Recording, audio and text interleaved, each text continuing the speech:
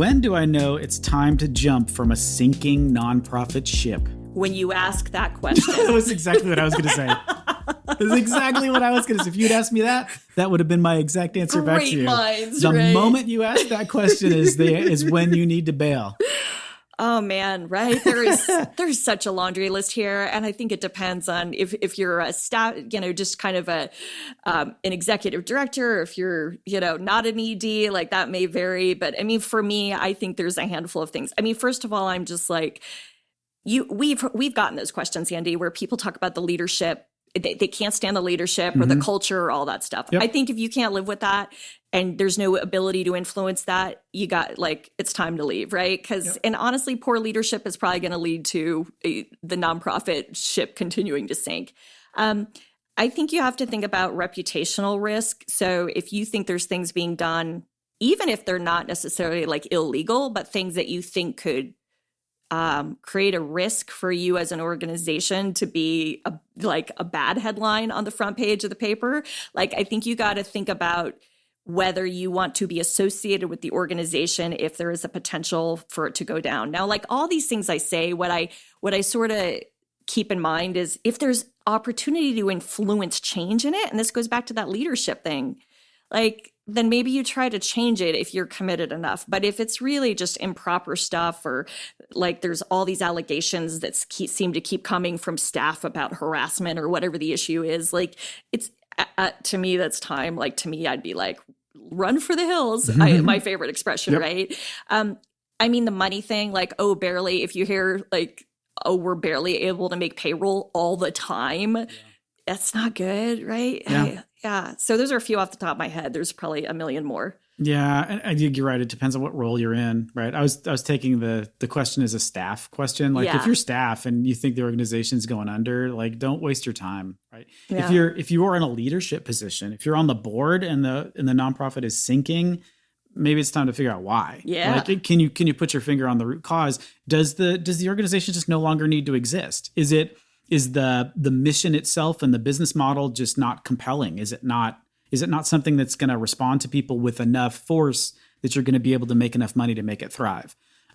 There are plenty of really good, important missions out there that are not wide enough known or have enough juice to really support a big nonprofit. It's just not possible. That you need to have a core group of donors that's interested in solving that particular problem. If you don't have that core group of donors, or they're too widespread, or they're too difficult to reach, or the thing that you're working on is complicated in other ways that make it hard to raise money, it might just not be a viable, the mission might be good, but the organization might not be good. And that's another time you just need to kind of look all the way back at does this thing need to exist? Maybe we fold into somebody else. Right. Maybe we just throw in the towel and go, hey, we tried. Yeah. Well, it's sort of that kind of strikes for me also the idea of you see nonprofits that maybe it's someone who was passionate about a very unique, whatever. They created it out of passion about something very unique that happened in their life or that they became familiar with, but there is no external support. So I think if you're an organization that literally you are just staying in between your four walls and it is your founder and their friends and family, and you can't get beyond that with other partners, right? With other support in the community, with anything like that, then to me, that's a bad sign too. Okay, we just don't have a mission, right, that's compelling enough, attractive enough, or meets a big enough need to move forward. So that goes back to your point. Maybe it is folding in, or maybe you shouldn't exist at all. Yeah. And we haven't talked about nonprofit mergers in a long time. That question hasn't come up in a long time. Again, because it's something that's so hard to do. Yeah. It's one of those things that funders talk about all the time, right? Why don't you guys just merge together? And even organizations who are in the exact same community doing the exact same work with no difference at all, no differentiation between the two organizations, it's almost impossible for them to merge, even when it makes 100% sense, because you just don't have, you've got two boards of directors, you've got two executive directors, you're going to end up with twice as many of everybody. And then what do you do then? Somebody's going to get fired and nobody's going to ever want to talk about that. So it's just a hard thing to do in the nonprofit sector. It's not something that anybody's solved. If anybody has any ideas, I'd love to hear them. That's something that we've talked about for a really long time. Is how do you encourage organizations to merge, and there's no levers. There's no way to make it a win for everybody. No, it's tough. The other thing, this question, like I'm thinking about from an executive director standpoint, I think there's a lot of EDs out there that if they feel like they have no support from their board, like none, they don't have any kind of relationship, they've tried all the tricks in the book, they've tried. To me, I would, at some point you have to say, okay, if that is kind of debilitating or really not getting us where we need to go, maybe it's time to leave. Nonprofit governance. Nonprofit answers. Nonprofit board. Nonprofit management. Nonprofit marketing. Nonprofit resources. The Alliance for Nevada Nonprofits presents Nonprofit Everything, the podcast about everything nonprofit, with your host, Andy Stacey and Stacey Wedding. Hey, everybody. Welcome to another episode of Nonprofit Everything. I am here with the brainiac of all brainiacs, Andy Stacey, and he hates it, I think, when I tell him that. Don't you, Andy? A little bit, yeah. Anyway, I call him a brainiac because he knows so much stuff that is not my expertise. So I feel humbled to be joining him, doing this, being the co-host of this podcast. And of course, this is a production of the Alliance for Nevada Nonprofits. Check them out if you're not familiar. Good organization to join to just kind of ramp up your education and knowledge of all things nonprofit, in addition to listening to the website, listening to the podcast, of course. And you can send us questions at any time, track us down, hunt us down. Social media works. The nonprofiteverything.com website has a contact us where you can submit questions, whatever. We want to hear from you is the bottom line. So make that your call to action. Enjoy this episode.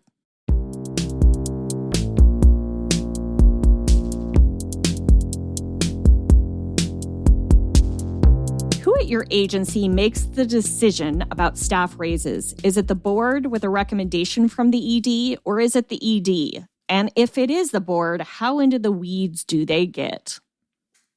I don't like this question at all. This terrifies me. It terrifies you, yeah. Well, so I think it depends on the size of the org. It's almost like every single question we answer should start with the caveat, it depends on the size of the organization. Yes, it really should. So if there is an ED and there is staff, so the purpose of the board, the only raise that the board should be considering is for the executive director or whoever's in that top chief executive role. That's the only one they get to have conversations about. That's the only one they get to directly respond to. They get to decide what that person's bonus is, what that person's raise is, what that person's pay is, contract terms, all that kind of stuff. Everything else, they get to say yes or no to the budget that is provided to them as part of the annual budgeting process. All of this staff raises information, like how you're going to determine what it is, how much money they get, do they get bonuses, all that kind of stuff needs to be baked into that budget. It needs to be part of that budget plan, and you need to come up with something that's much more complicated than 2%, right? That's stupid. That's a complete waste of everybody's time. And it shows that you're being really, really lazy about it. There needs to be, so for sophisticated nonprofits and any sophisticated organization, because this isn't a specific nonprofit question, this is an organizational question, right? Everybody needs to have some sort of written down rule about how raises happen and how bonuses happen. Like that needs to be written down in some form that you can look back at it for lots of reasons. Number one, your staff doesn't want to feel your staff. One of the worst things you can do is make your staff feel like raises and bonuses are capricious and we made it up just at the moment because of who we like and who we don't like. Right? It just makes people uncomfortable. There needs to be a process. The process needs to be formalized, and they need to understand what the parameters are. So like the very common way to do this is to start with a strategic plan, roll it all the way down into departmental plans, which then roll into individual plans. And then these people have goals. You're scored on those goals depending on how you're scored. That then applies to a particular bonus percent or a particular raise percentage, particular bonus percentage that's based on that, right? So where this goes completely sideways for nonprofits a lot of times is that revenue is their biggest challenge. Cash flow and revenue is their biggest challenge. They don't feel comfortable. We don't feel comfortable a year and a half in advance when we're putting the budget together to say that we're going to have 3% more money than we do right now to be able to give everybody a 3% raise if everybody hits the target. So that has to be baked into this really complicated budgeting process where you say, like, we've made the agreement that people are going to get raises between 0 and 3% based on their performance goals. Historically, that turns out to be 2.1% or 1.9% or 3% if we're really easy. And so that gets baked into the budget that we're going to get approved by the board. And we need to figure out if we've got revenue to do that and how we're going to do the calculus between what goes to programs and what goes to direct services and what goes to grants out the door and what goes to our staff. So like, this is a bigger question than like, is it the board? Because no, it's not the board. It's never the board. It should be something much more complicated than that. And I'm afraid that whoever asked this question is going to like be really depressed at the answer. unless the answer they wanted was tell the board to shut up. It's not their business. Okay. But I want to throw a couple of caveats in here and see how you would respond. So we know so many times because revenue ebbs and flows and it's hard to predict. And sometimes you get a windfall of money that you didn't expect. So what happens, right? You're mid-year, you've gotten your approved budget that was based, and the raises or the staff, salaries were dependent on how much money you had, how much money you thought you were going to bring in. And now you got like this windfall and you're like, oh, we want to do more for staff. So what happens in that case, Andy? Like, is that because now is it just more of the board is approving an amended budget if you want to adjust and bump up staff salaries or give a staff bonus of some sort? Maybe. So it depends. I mean, that's a different question. Is like, how do you manage budget variances? Like if you have a bumper year, you got a $3 million grant you weren't expecting in the middle of the year, what are you going to do with it? So is it enough money to be able to have to go back to the board and say, you know what? We said we were going to do this. We got so much more resources. We feel like we can do more, or we got so much more resources, and this would be a really good time to make sure that our cash flow situation is under control for the next 10 years. Like, so what's your recommendation? And if you're going to do a big budget modification, maybe you do need to go to the board and say, this is significant enough. And I've done that. This is significant enough that we need to look at the budget again. And it happens both ways, right? Either like we expected this, the donor died, and now it's in like their will is being contested. And now we need to worry about whether or not this is going to happen this year, or maybe not even 5 years from now when the whole thing gets sorted out. So do we need to do a budget modification because we can't spend the money we said we were going to spend because we don't have it? So how do we deal with that? So if it's significant enough, you can go to the board and ask for, say our budget is going to be new. But again, you shouldn't be asking on that granular level. You shouldn't be saying like, I would like to do X. It's part of the plan that you're presenting to them that should be complete. It should be, here's where we are now. This is what we want to do. Here's our budget. And the board can discuss it, but they should either say, awesome, that sounds great, do that. Or no, I don't like it. It feels risky.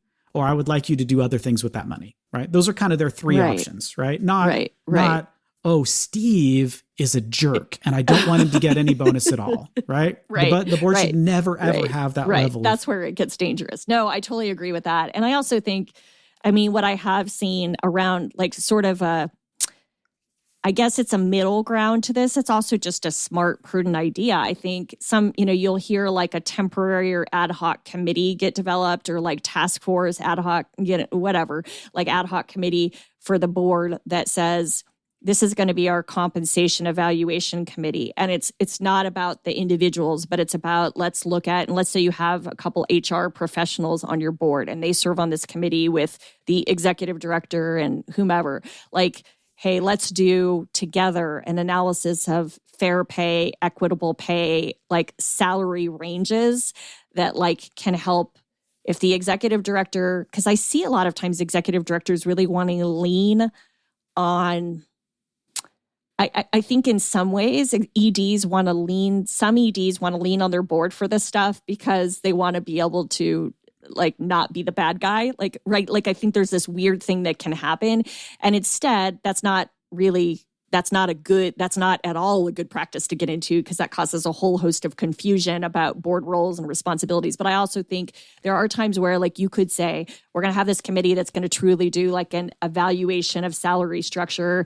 And if you as a board member want to serve on it, great. But it's not about like, the individual personalities, or it's about like, what are we doing for comp studies? What's a fair wage for this position? What's like, how do we determine raises? I mean, I personally would rather see that stay internal and not even involve the board. But I do hear more and more boards creating these like comp committees just, I don't know, to provide the oversight of this piece. Yikes. I hate that. Yeah. And I know. And it's happening, like it's happening fairly frequently. And I'm just going, wow.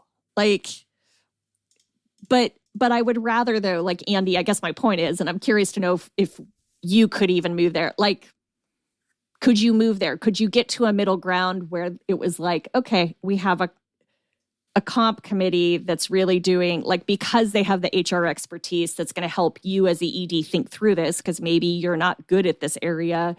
Like, could you live with that? Because see, I could live with that more than I could the other, like, original, like, is this a board?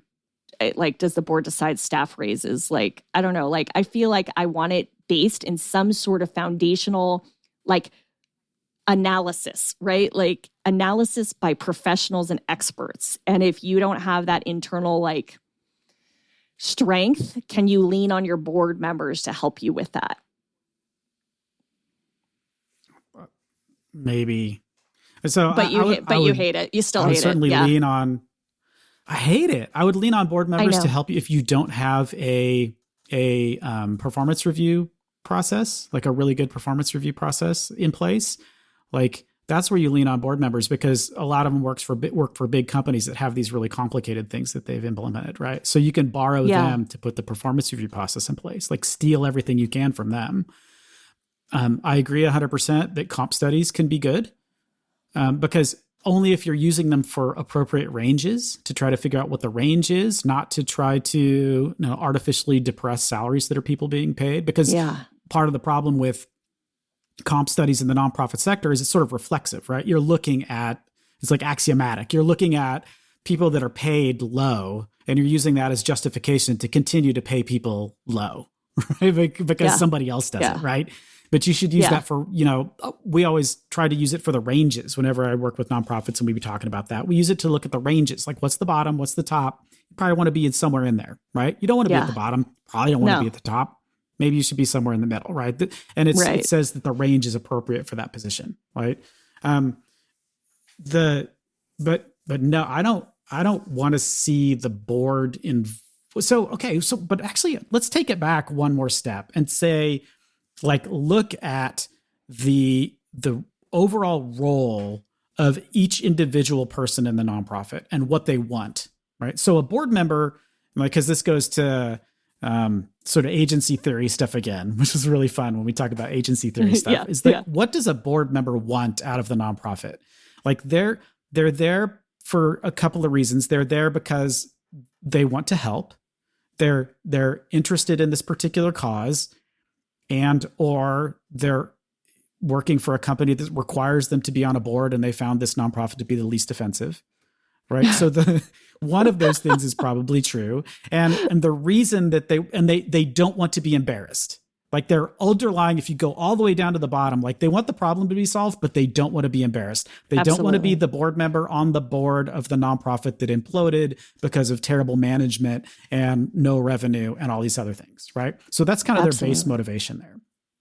Executive director's base motivation is a lot of times about the mission, like they're passionate about the mission or they wouldn't be in this space at all. They want to do a good job. They want their board to think they're doing a good job and to continue to employ them. And so they're more worried about the organization itself and whether or not it's being perpetuated. So are we going to be able to make our budget? Do my figures, like whether it's program related or budget related, do those does that information support what we said we're going to do in the strategic plan? So there's that calculus between, are we overreaching? Are we, it's not about necessarily solving the problem. It's more organizational. And so an executive director's instinct a lot of times, and we've seen this in other questions about like, why does management work the staff to the bone and treat them badly and make them do unpaid labor and all these other bad things, is because the underlying motivation of the executive director a lot of times is to make the organization continue to exist and to be able to meet their metrics. And one of the ways that you can do that is by underpaying staff, because then you've got more money to say that you met your revenue goals, right? We ended with a surplus instead of a loss, which looks better for the executive director, right? And so the board in some cases may actually be more generous with staff than the executive director would. That's where I think the interface between what the board thinks and what the staff thinks could be or what the ED thinks could be really, really interesting, because the ED is going to want to sort of press down salaries to make it so that we don't end up with a loss. And the board wants people to like them. They want to work for an organization that is successful, right? So I think those two things kind of compete against each other in an interesting way. So, maybe, I don't know. I'm laughing though.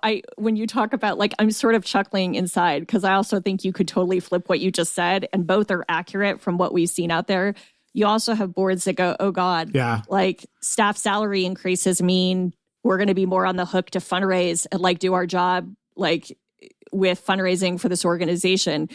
Oh no, we don't want to do that. I could see it happen like that. And an ED going, wait a minute, my staff are burned out. I can't lose another staff member. This is killing us. So I think there's so many facets and so many things that So here. Yeah. Oh, look, you look like you, let me ask you getting this, really, though. yeah. No, just in your experience, I want to know, when you see, because boards set ED salaries and EDs a lot of times set staff salaries, right? Right. Who's more generous in your experience? In my experience, it's always the board. The board is always way more generous with the ED than the ED is with staff. I would agree with you. I would agree with that. Absolutely.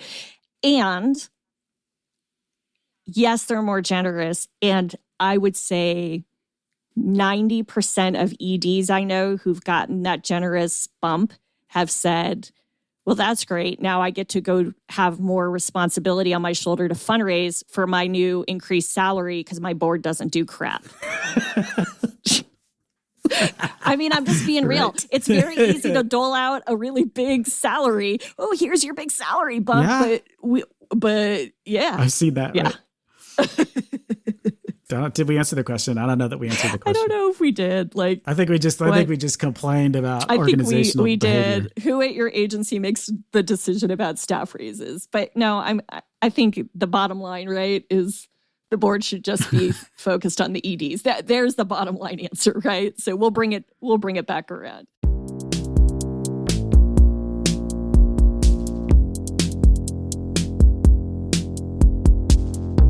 Okay, Stacey, who do you look up to in the podcasting space? This is a meta question, right? It's not about nonprofits, it's about podcasts. Which podcasts, hosts, or series do you get inspiration from, either by content or style? Do you have podcasting mentors or heroes? Oh, wow. Well, I'm so sad. I think I'm going to disappoint the person who wrote this because I don't have any podcasting mentors or heroes. I guess, for me, Andy, I would say that the podcast, and I can share the few that I listen to, I think that if there were more hours in the day, I would probably become a podcasting addict, because when you find a good one, it's addicting, right? But there's just never enough time. But I think for me, it's just much more about the personality of the podcast host and what I'm looking for out of a podcast. So I think you find those people who are looking for pure comic relief or entertainment, and I would love to know what theirs are, because I certainly could use more of that in my life. For me, I tend to listen to podcasts that have a mix of kind of, I learned something, right? Education, real life examples, kind of real life stories that support whatever the topic is, and then actionable takeaways. I'm all about the actionable takeaways. So I think you find these different people out there who just look for different things from podcast. And so, anyways, I've got a handful of favorites, which I'm happy to share, but they're like some are nonprofit related and some aren't. So one of them, I love Brené Brown, who anyone who follows her, right? Like, and I love how deep she goes. Unlocking Us podcast, just she goes deep and she's not scared to go deep and just have these really vulnerable, open conversations with her guests and really make them like kind of soul search during it, which I love.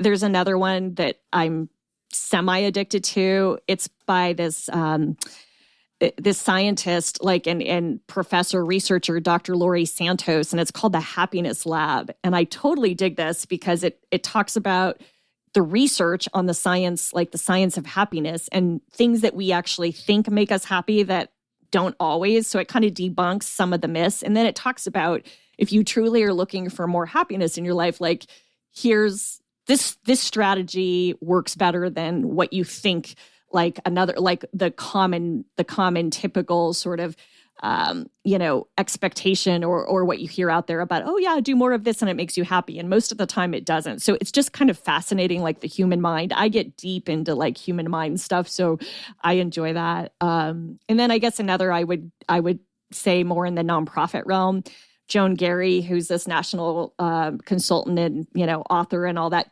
jazz. I really enjoy her podcast, Nonprofits Are Messy, because I think that says it all. And she brings in lots of different guest experts on topics. So it seems like there's this theme of guest expert and just kind of real conversations, like people who it's not just fluff, but really like pulling back kind of the covers and really getting raw and real about it. That's what I dig. So certainly not like the showy stuff that is just, I don't know, doesn't have any real meaning to it. How about you? Yeah, I'm going to disappoint everybody. I hardly listen to any podcasts at all. I was like I used to listen to podcasts when I would go for runs. And then I realized at some point I was infringing on time that I had to think, because there's not a lot of time of the day, as most people know, to just like be quiet and like let your brain do what it's going to do. And so the time when I'm outside running is the time that I use for that now, instead of listening to podcasts. And I don't have a commute anymore, right? When I had a commute, that was like a perfect thing to do with a commute, because you don't want to listen to the radio, right? You listen to some music maybe sometimes, but then like, yeah, maybe I'll do something a little bit different.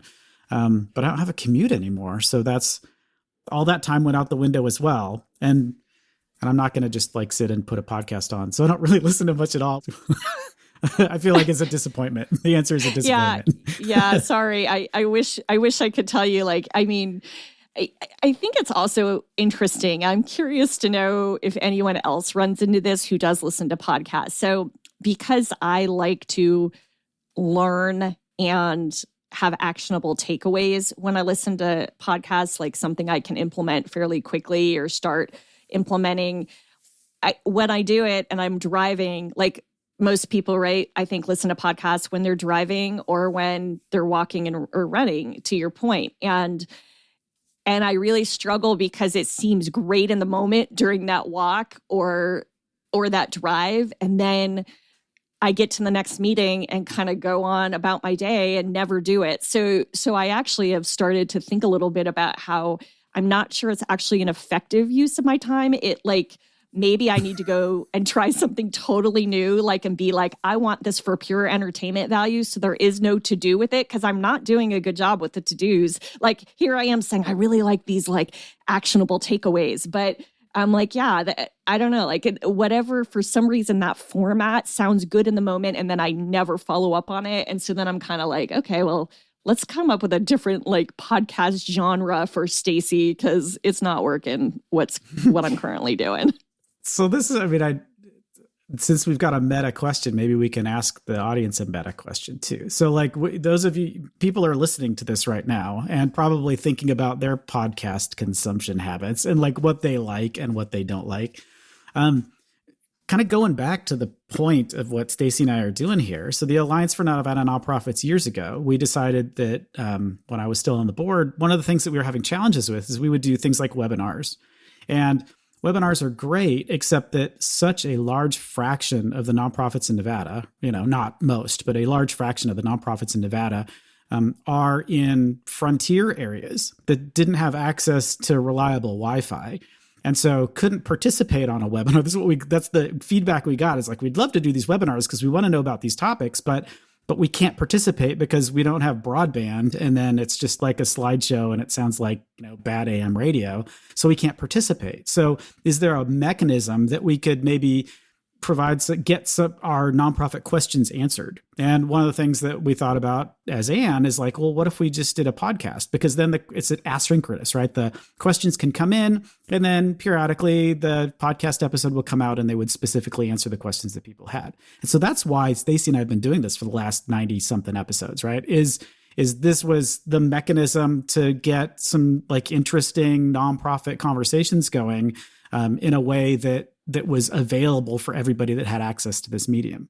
So thinking about what the initial point of it was, like, how much of this is good for you? Like, is the podcast is this a good use of your time? And you've obviously decided to spend time listening to Stacey and I talk, and maybe it's because you're married to one of us and we're forcing you to do it, but there might be other reasons too, right? So like, is there stuff we could do better? Like, is a podcast the best mechanism for this kind of thing? What other things would you like to see Ann do to be able to provide some of this detail as well? Like, conferences, the last 2 years, the conference nightmare of like, people just don't want to go because why would I put myself in danger to listen to people talk about nonprofit stuff, right?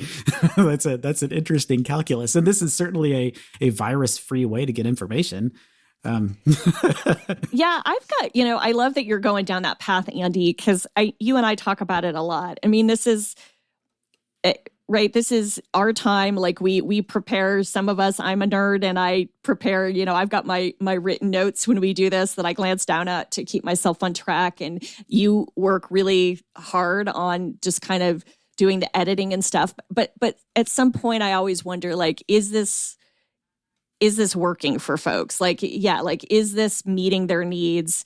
How do we create a format? Does the format need to totally change? I feel like the Q&A format's been a little unique compared to most of the typical traditional podcast formats out there seem to be, let's bring in a guest expert. And we do that, but we don't make that the sole focus. So I'd be curious to know thoughts on that. And just how we continue to kind of strengthen this for you, our listeners, because that's what we're doing it for. And yeah, I hope people actually write in or reach out to us and tell us, because it's always on my mind. And, none of us want to be spinning our wheels saying, are we doing this? And no one really cares. Right. And I'm also not looking for like a pat on the back. Like, I truly want feedback, like, here's what I struggle with what you guys do, right? Or I wish you would be a little goofier or whatever.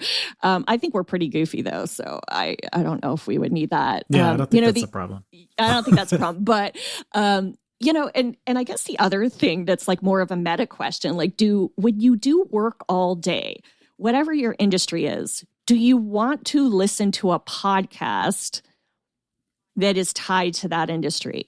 So just given the fact, right, like you and I both do consulting in different fashions for nonprofits, right? Different specialties.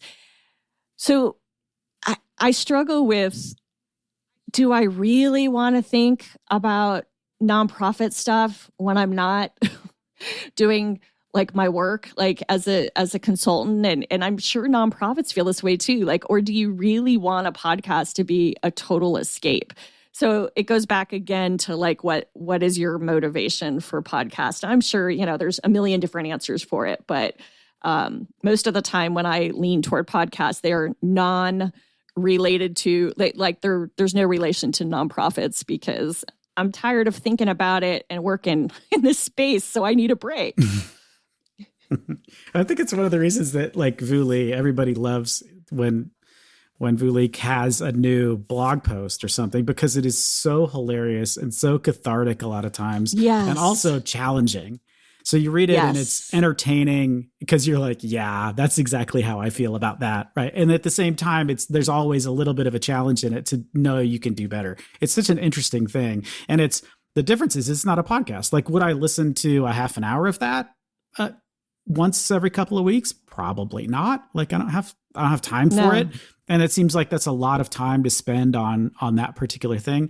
So maybe it's, for this, to make this better, maybe it's transcripts, maybe it's, better, more direct Q&A through the website or something like that. Let us know. Like, whatever you think would make this more interesting to you, make you more likely to come back, or just make it more useful. I think Stacey and I would love to hear that. And, as always, there's a million ways to get connected to us, from Facebook, Twitter, LinkedIn, email us at home, text, whatever. And we want to be responsive to the audience. So let us know what we can do.